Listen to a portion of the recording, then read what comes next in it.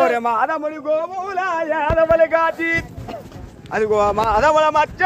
తారవైనాడు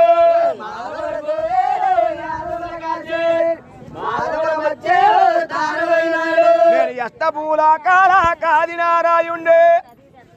నేను అవతారముల మాచి ఎప్పుడెప్పుడు అనివో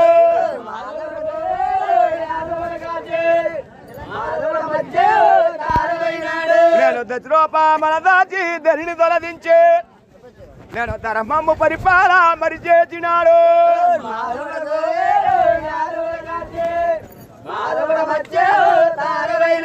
నేను అచ్యుతాని మైమో ఎంత తెలియలే వారవారి తీరో మరి దేరిపోయో